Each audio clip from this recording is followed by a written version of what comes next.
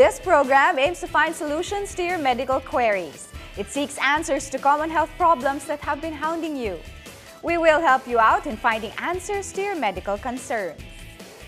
I'm Angel Jacob and this is MedTalk, your weekly on-air health consultation here on the Solar News Channel.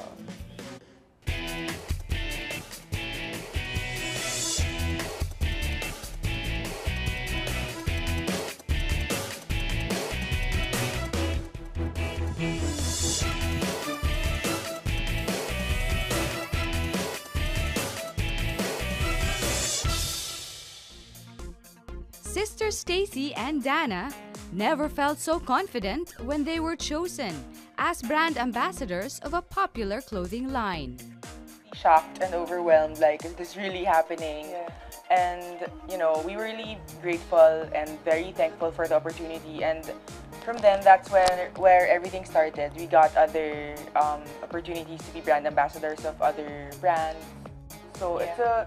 it's a good feeling to know na parang ito na yung fruits of our labor. But this is far from the kind of self-esteem they had a few years ago. We were big kids. We're the biggest in the batch. We're tall, biggest. Yeah, we're big boned. So we always get teased, and that's where the insecurity came from. They became obsessed with losing weight. The girls resorted to starving themselves and taking diet pills. I got hooked with diet pills and calorie counting. There was a time that I would eat half cup of rice the entire day. That's the only thing I would consume. They became obsessed with losing weight. The girls resorted to starving themselves and taking diet pills. Well, I became anorexic for a time, and yeah, and when I couldn't handle not eating anymore, like when I really was feeling hungry, I'd eat a lot and then I'd purge naman. So I was anorexic bulimic. Stacy was even hospitalized and was later diagnosed with an eating disorder. Anorexia nervosa is a disorder wherein there is excessive fear of gaining weight. Yun naman bulimia nervosa, there is loss of control of eating. May compensatory behavior. Kakain siya ng madaming-madami. Tapos marami siyang mechanism to get rid of that extra food. Anorexia and bulimia are the most common eating disorders. They have multi-organ problems. Minsan sa shutdown ng kidney. Kasi nga, di ba, they are dehydrated. Today, Stacy and Dana have moved on from their weight issues and can proudly say they are happy with their bodies. What are the types of eating disorders? What can cause these eating disorders? What treatment should be done for people with eating disorders? Find out the answers tonight on MedTalk. Joining us tonight is Dr. Joseph Sayo, psychiatrist from the Philippine Mental Health Association and Philippine General Hospital. Also joining us tonight is Dr. Ronaldo Elepaño III, psychiatrist from the Medical City. Good evening, doctors. Welcome to the show. Good evening, Angel. Good evening, Angel. Tonight, it's all about eating disorders. But before we can proceed with our discussion, we'd like to know the definition of an eating disorder. So, Dr. Yes, an Sayo, eating disorder would involve the person's self or body image. It would also involve his eating practices and how he feels about eating. So eating disorders, you have many types. So there's anorexia nervosa, there's bulimia, and there's binge eating. Maybe we can discuss it one by one because they also have differences. So like to differentiate the three. So you mentioned before we get into that it's a lifestyle. It's how you see food, your relationship with food. So it's not just medical. It has a psychological effect. It has a physical effect, and it's actually a spectrum, you know. But for simpler terms and for points of discussion, yes. It's basically whether there is an excess or a lack of intake of food that makes it a disorder. And then when we go into the types of it, you can actually know which kind of disorder it is. Okay. Before we go to the disorder, briefly, what are normal eating habits?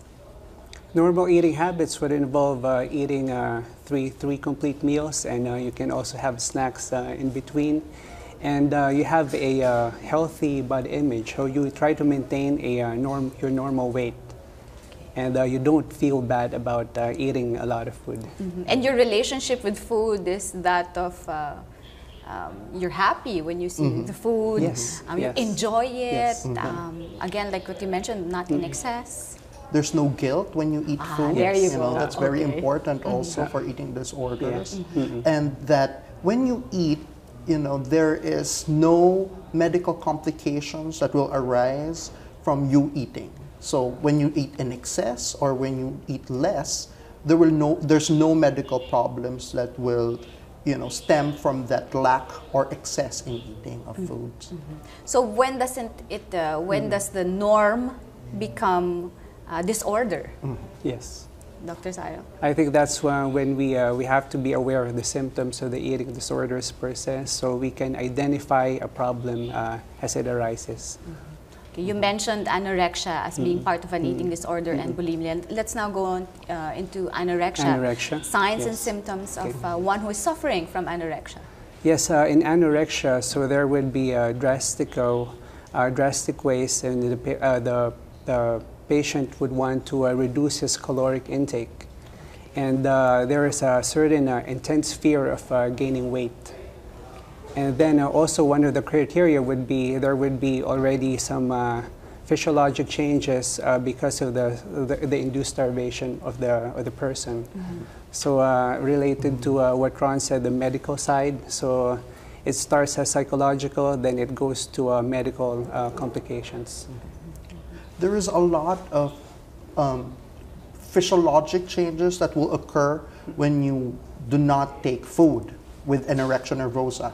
For women, it's mostly seen as the lack of the menses. So because they don't eat so much, there's the lack of the production of the menses. Okay. You mentioned women. Do men also suffer from anorexia? Is it also common? in Yes, men? but it's more prevalent in women. Why is that?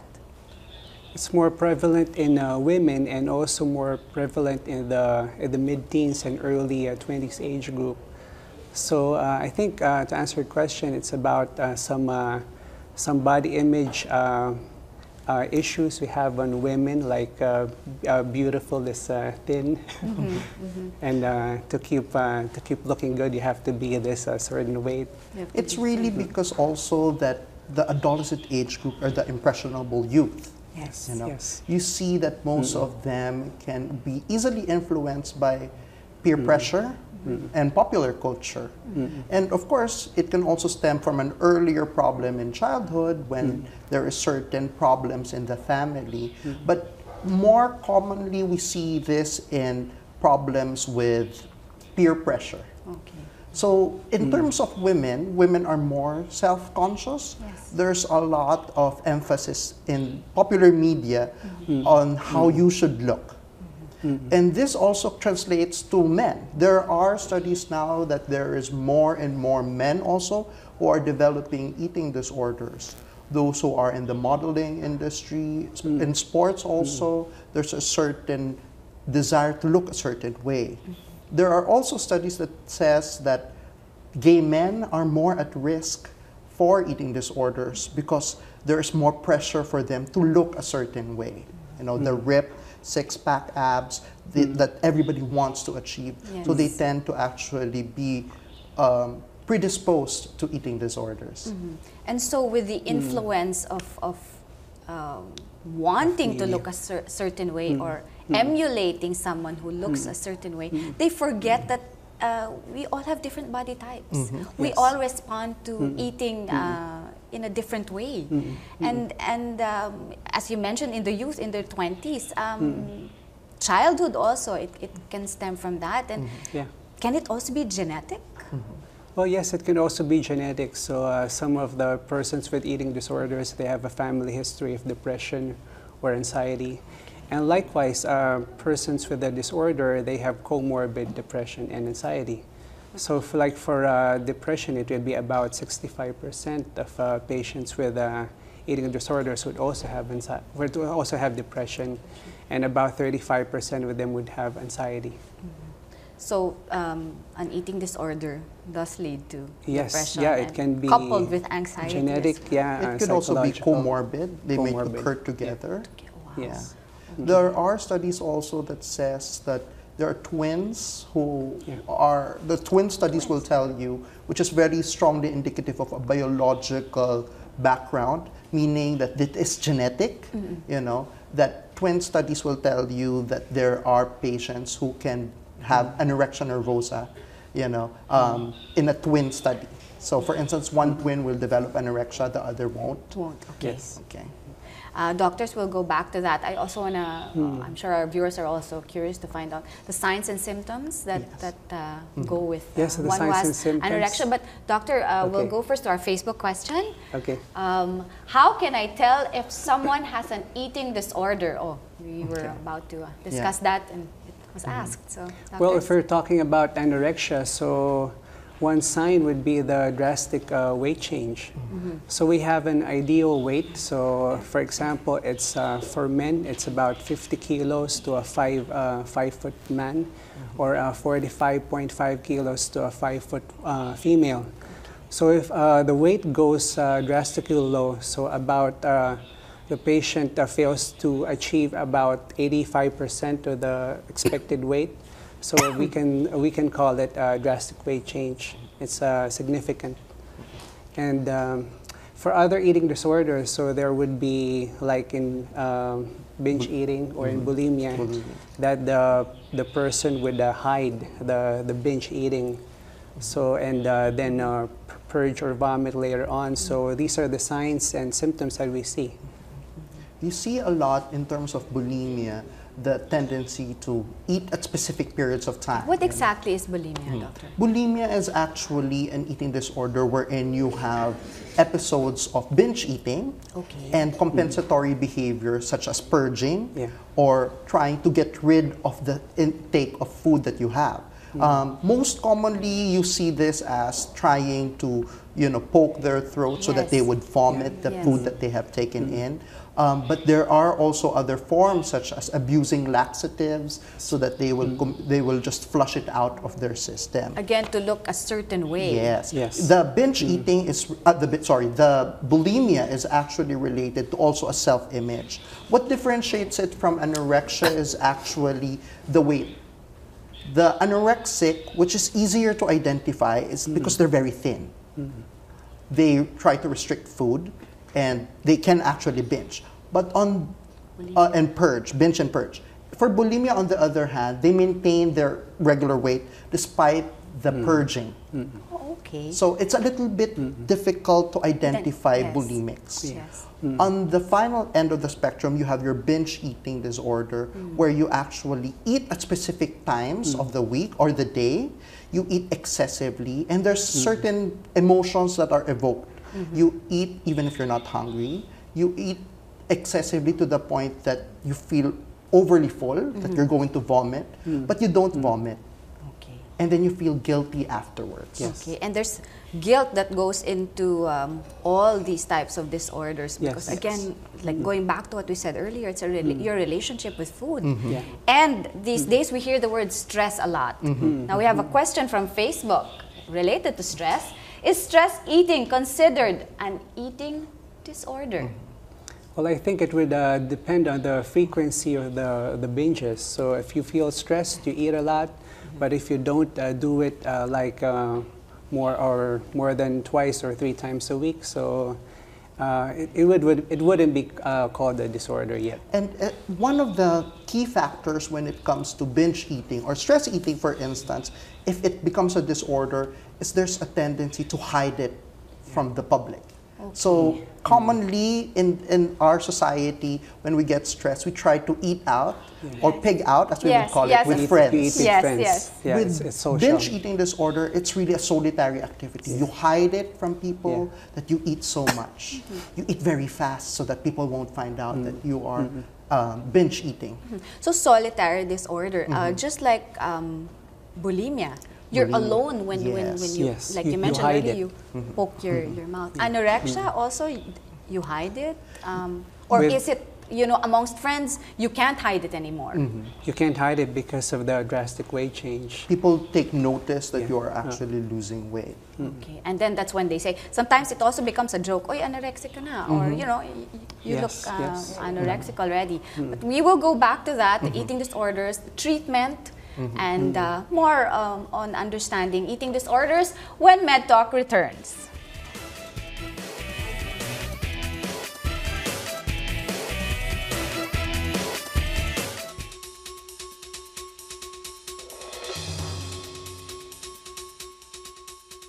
Did you know that award-winning artist Lady Gaga experienced an eating disorder earlier in her life? Lady Gaga revealed to a women's conference in California that she suffered from bulimia. Her purging almost took her voice away, but her love for music prevailed. She overcame this disorder.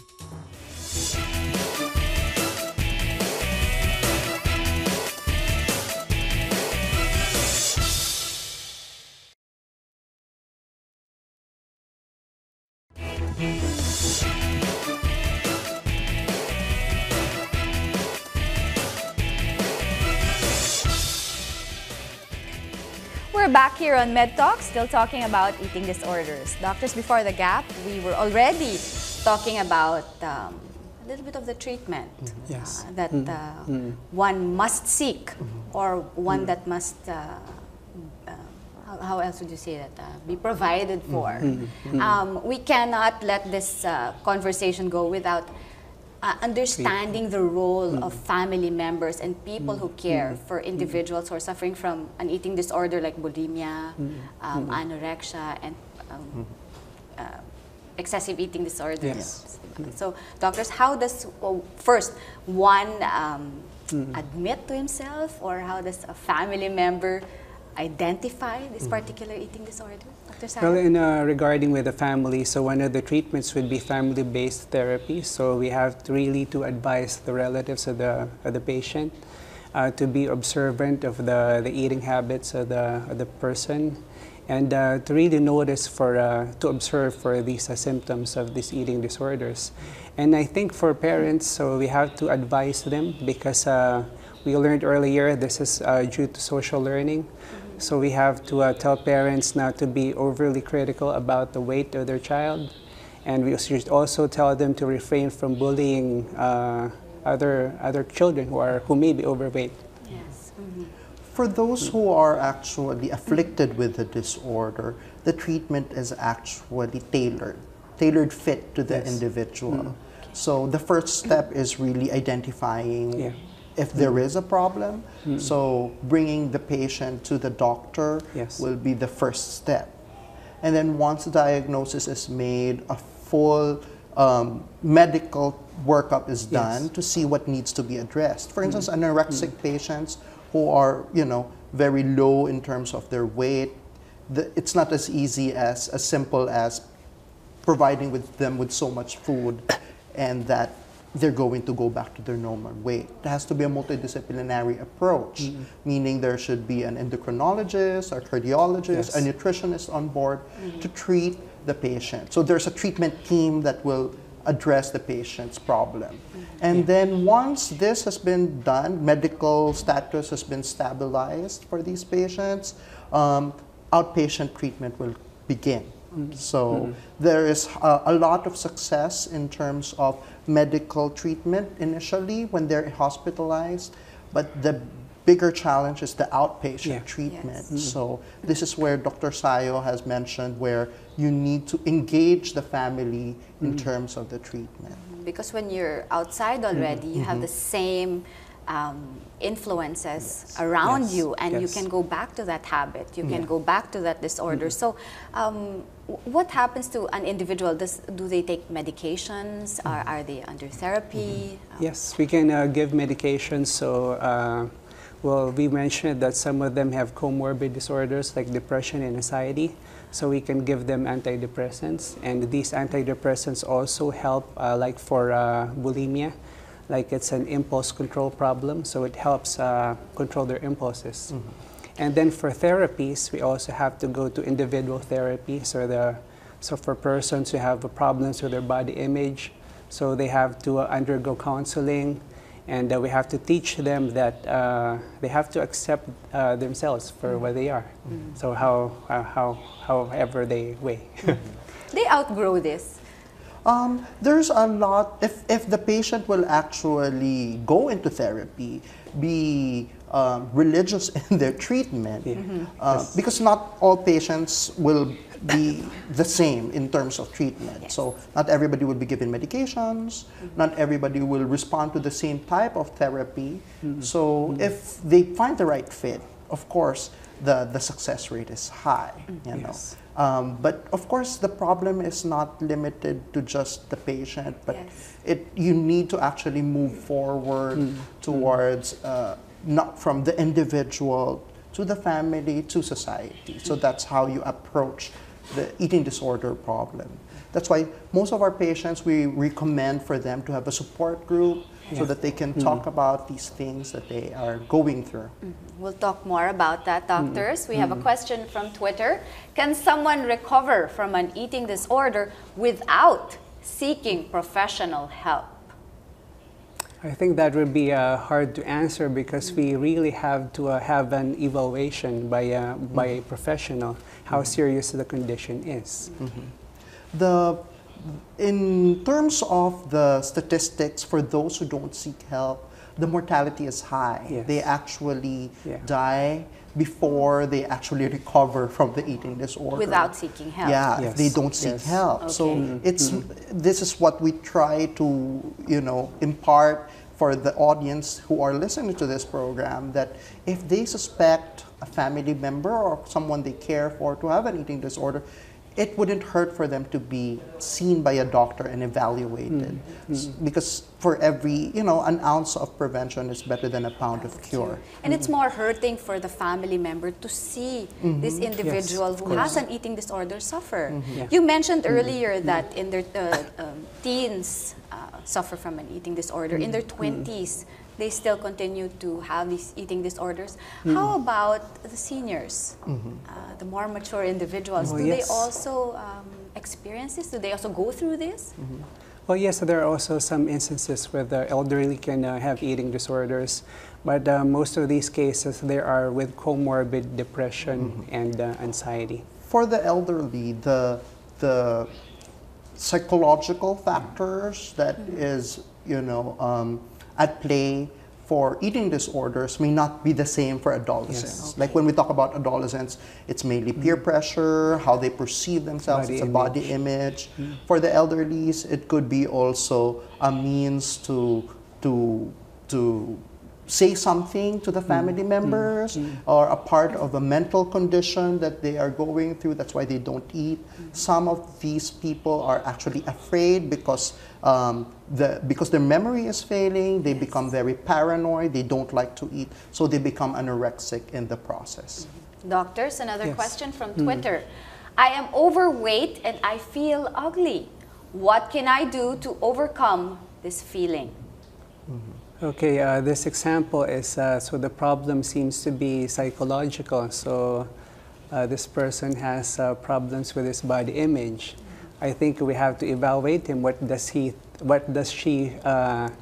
mean by being, saying that she's ugly? Yes. So in reference to what or to whom? Maybe yeah, in reference to what? Yes, Okay, so there is a form of therapy that we employ for those with eating disorders. It's what we call cognitive behavioral therapy, where we evaluate this thought process, this automatic thoughts, the belief that I am ugly because I'm overweight. Is this true or is it not? Because you can be shapely and still look good. Yes, and you can be thin and still look good and be healthy. Yes. yes. So these are things that can be worked up in terms of therapy. But for this instance, I suggest that she comes to the clinic and find somebody to actually talk to them about these feelings, because I think that statement is loaded, as we would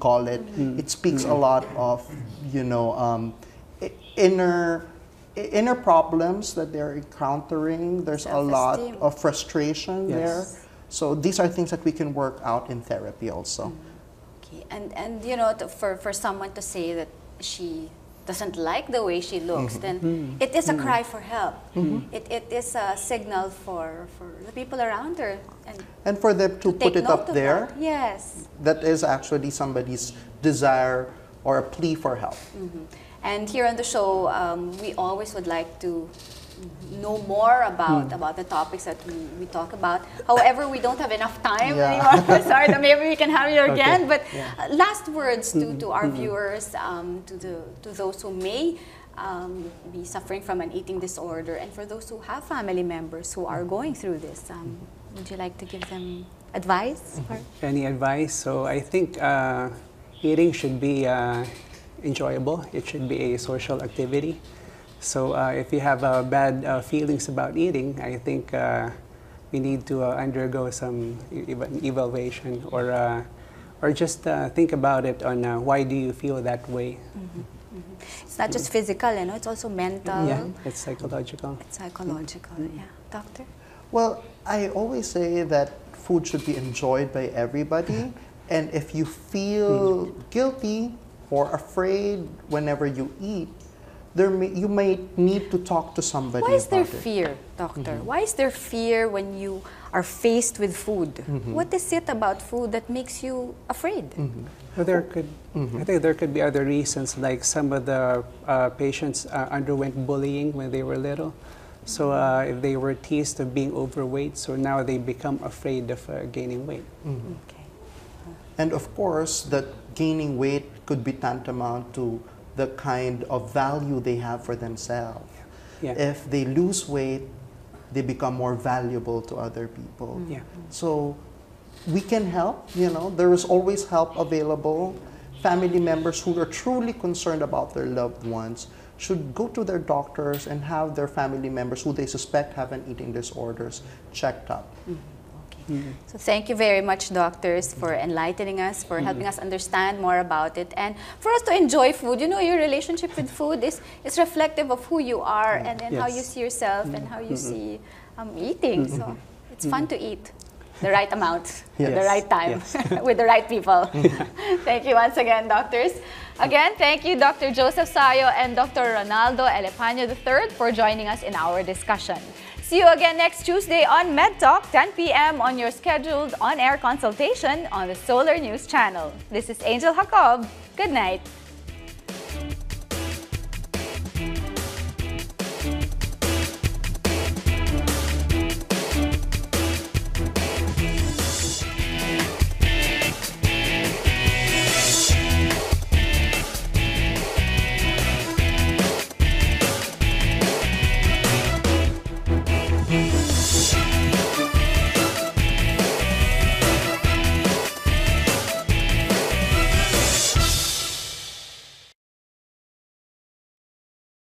For a time, and and when I couldn't handle not eating anymore, like when I really was feeling hungry, I'd eat a lot and then I'd purge naman. So I was anorexic bulimic.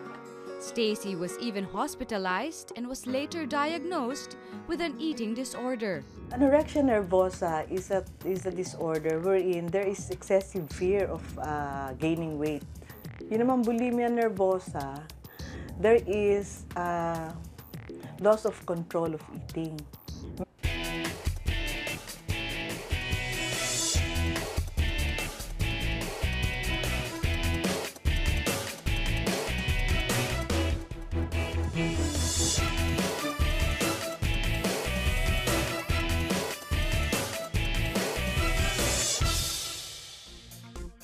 Sister Stacy and Dana never felt so confident when they were chosen as brand ambassadors of a popular clothing line. Shocked and overwhelmed, like, is this really happening?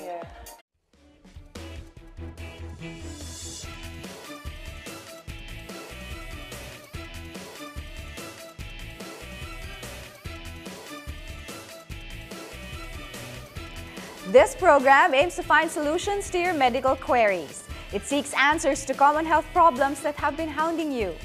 We will help you out in finding answers to your medical concerns. I'm Angel Jacob, and this is MedTalk, your weekly on-air health consultation here on the Solar News Channel. And, we were really grateful and very thankful for the opportunity. And from then, that's where everything started. We got other opportunities to be brand ambassadors of other brands. So it's a good feeling to know na parang ito na yung fruits of our labor. But this is far from the kind of self-esteem they had a few years ago. We were big kids. We're the biggest in the batch, one of the tall, biggest. Yeah, we're big boned. So we always get teased, and that's where the insecurity came from. They became obsessed with losing weight. The girls resorted to starving themselves and taking diet pills. I got hooked with diet pills and calorie counting. There was a time that I would eat half cup of rice the entire day. That's the only thing I would consume. They became obsessed with losing weight. The girls resorted to starving themselves and taking diet pills. Well, I became anorexic.